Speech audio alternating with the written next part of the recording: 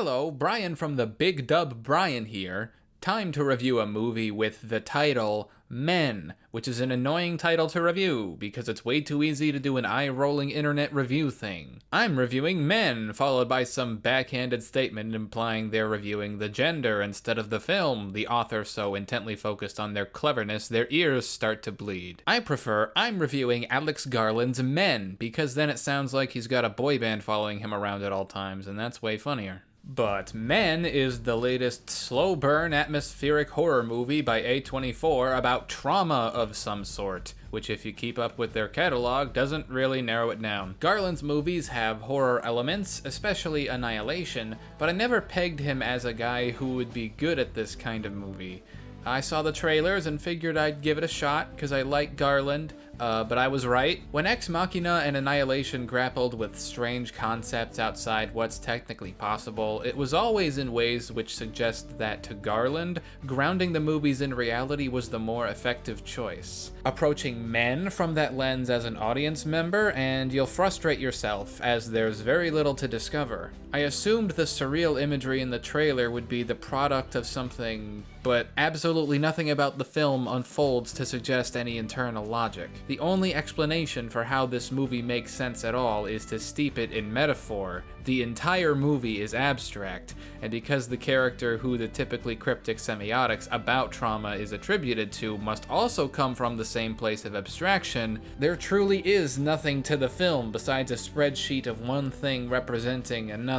Movies with deliberate ambiguity like The Shining or The Lighthouse still have the option of looking at them concretely with events which are transpiring in real life, a route Men intentionally locks you out of. And I repeat, that's the best case scenario. As you might imagine from a horror movie titled Men, the thematics are gendered. In this case, there are very surface elements of gaslighting and, I guess, emotional labor. The trend-setting elevated horror film Get Out made horror out of microaggressions too, but it's no small difference the commentary was written and directed by someone who has likely been on the receiving end of them and can actually articulate their nuances. Garland instead is someone racked with shame towards their gender, desperately hoping to convince others they're one of the good ones.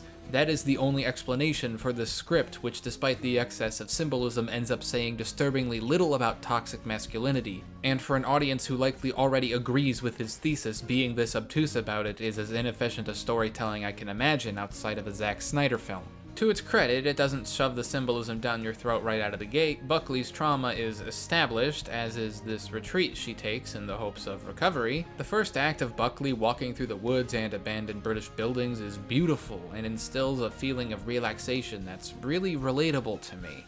Had this been leading to something greater like his other films, Garland might have had something here. But as it is, Men is slow burn elevated horror reaching critical mass. Whatever comes the closest to a compelling conclusion is just a single visual the film insists upon being memorable. Natalie Portman confronting whatever the hell that was in The Lighthouse from Annihilation was unsettling and a fitting conclusion to that story. The final images of Men are memorable for sure, but a clear-cut case of how that adjective alone, memorable, isn't immediately honorific. I remember the Pythagorean theorem from high school, but I don't feel any better or worse about math because I remember it. The incoherent third act of unintentionally hilarious scares culminating in this visual is especially egregious, as Garland's lack of precedent, or as it seems, ability to tell a completely metaphorical narrative comes full circle. It's not like anything that happens outside this forced visual I've referred to so far is worth mentioning.